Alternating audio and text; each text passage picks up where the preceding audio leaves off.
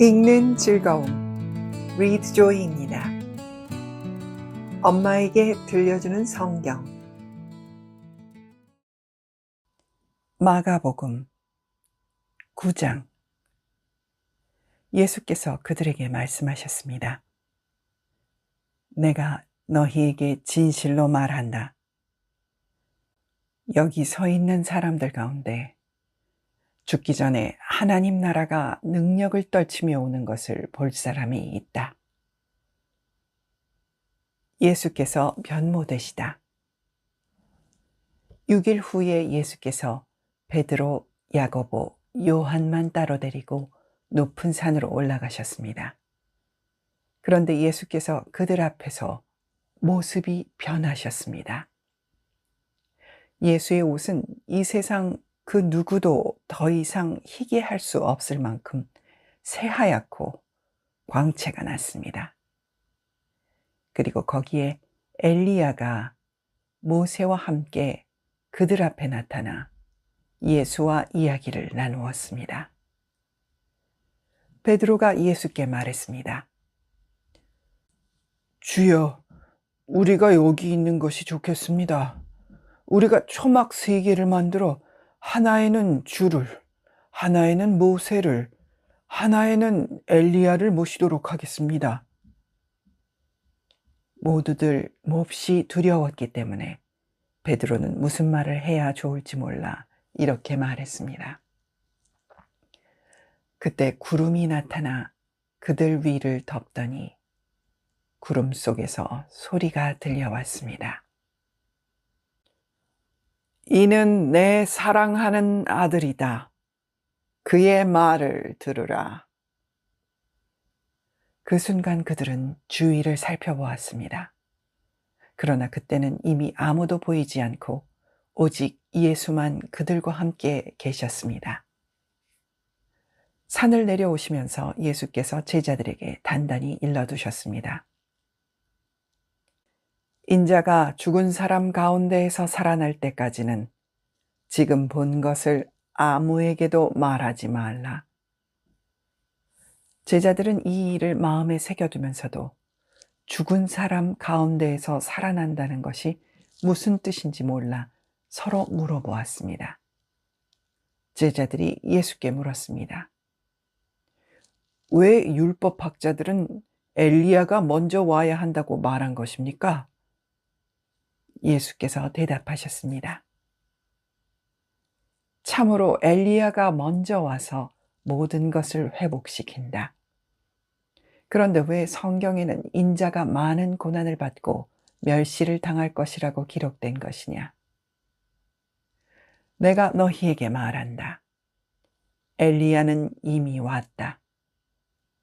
그런데 사람들은 그에 대해 성경에 기록되어 있는 대로 그를 자기들 마음대로 대했다. 예수께서 귀신 들린 아이를 고치시다. 그들이 다른 제자들에게 돌아와 보니 그 제자들이 많은 사람들에게 둘러싸여 율법학자들과 논쟁을 벌이고 있었습니다. 사람들은 모두 예수를 보자마자 몹시 놀라며 달려와 맞이했습니다. 예수께서 물으셨습니다. 무슨 일로 이렇게 논쟁하고 있느냐? 무리 가운데 한 사람이 대답했습니다. 선생님, 제가 아들을 데려왔습니다. 그 아이는 말 못하게 하는 더러운 귀신이 들려 있습니다. 귀신이 한 번 아이를 사로잡으면 아이가 땅에 거꾸러집니다. 그러면 아이는 입에 거품을 물고 이를 갈면서 몸이 뻣뻣하게 굳습니다. 그래서 선생님의 제자들에게 귀신을 쫓아내달라고 부탁했지만 쫓아내지 못했습니다. 예수께서 말씀하셨습니다. 이 믿음 없는 세대야, 내가 언제까지 너희와 함께 있어야 하겠느냐? 내가 언제까지 너희에게 참아야 하겠느냐? 아이를 데려오라. 그러자 그들이 아이를 예수께 데려왔습니다. 더러운 귀신은 예수를 보더니 곧 아이의 몸에 경련을 일으켰습니다. 아이는 땅에 거꾸러지더니 입에 거품을 물고 뒹굴었습니다. 예수께서 아이의 아버지에게 물으셨습니다. 이 아이가 언제부터 이렇게 됐느냐? 그가 대답했습니다. 아주 어릴 때부터입니다. 귀신이 아이를 죽이려고 여러 번 불 속에 내던지고 물 속에도 빠뜨렸습니다. 그러나 선생님께서 어떻게든 하실 수 있다면 제발 우리를 불쌍히 여기시고 도와주십시오. 예수께서 말씀하셨습니다. 하실 수 있다면이 무슨 말이냐? 믿는 사람에게는 모든 일이 가능하다. 그러자 곧 아이의 아버지가 소리쳤습니다. 내가 믿습니다. 믿음이 부족한 나를 도와주십시오. 많은 사람들이 이 광경을 보려고 달려오는 것을 보시고 예수께서 귀신을 꾸짖으셨습니다. 듣지 못하게 하고 말 못하게 하는 귀신아, 내가 내게 명령한다. 이 아이에게서 나와 다시는 들어가지 마라.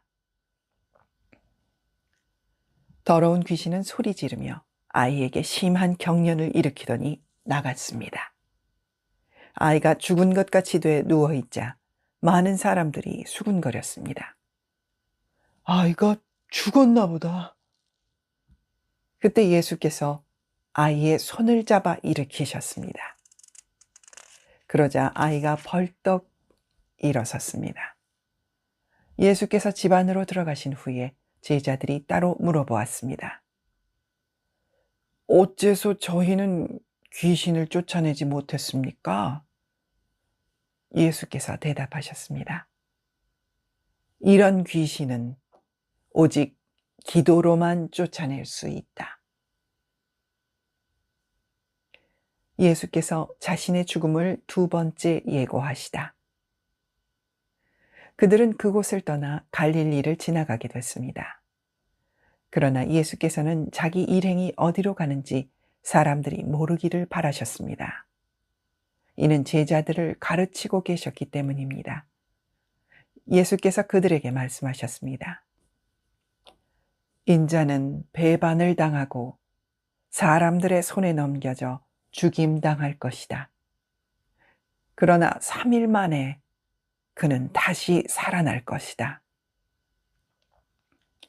그러나 제자들은 그 말씀이 무슨 뜻인지 깨닫지 못했고 두려워서 예수께 묻지도 못했습니다.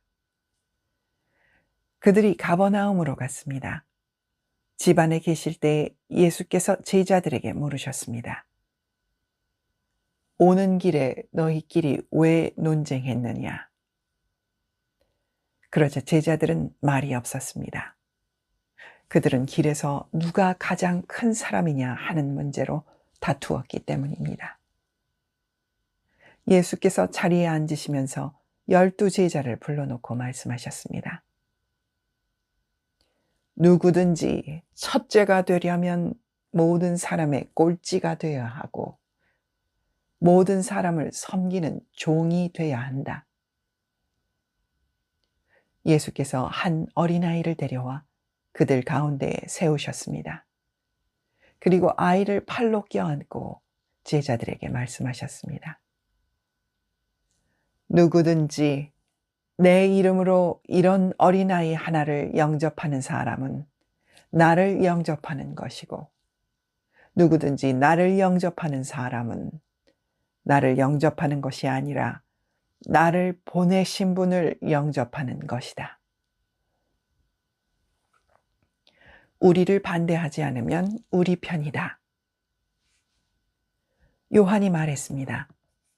선생님의 이름으로 귀신을 쫓아내는 어떤 사람을 보고 우리를 따르는 자가 아니어서 우리가 그에게 하지 못하게 했습니다.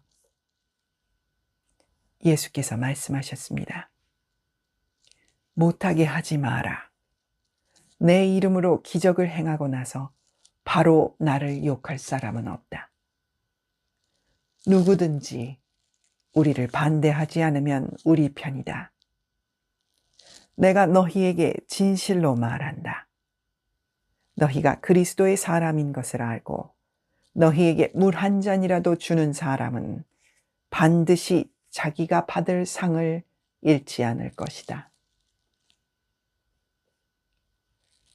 넘어지게 하는 일. 또 누구든지 나를 믿는 어린아이들 중 하나라도 죄짓게 하는 사람은 차라리 큰 맷돌을 목에 달고 바다에 던져지는 것이 나을 것이다. 내 손이 너를 죄짓게 하거든 잘라버려라. 두 손을 가지고 영원히 꺼지지 않는 지옥불에 떨어지느니 성하지 않은 몸이 되더라도 생명에 들어가는 것이 더 낫다. 또 네 발이 너를 죄짓게 하거든 잘라버려라. 두 발을 가지고 지옥에 던져지느니 저는 다리로 생명에 들어가는 것이 더 낫다. 또 네 눈이 너를 죄짓게 하거든 뽑아버려라. 두 눈을 가지고 지옥에 던져지느니 한 눈만 가지고 하나님 나라에 들어가는 것이 더 낫다. 지옥은 벌레도 죽지 않고 불도 꺼지지 않는 곳이다. 모든 사람이 소금에 절여지듯 불에 절여질 것이다. 소금은 좋은 것이다. 그러나 소금이 그 짠맛을 잃으면 어떻게 다시 짜게 되겠느냐? 그러므로 너희 가운데 소금을 간직하고 서로 화목하게 지내라.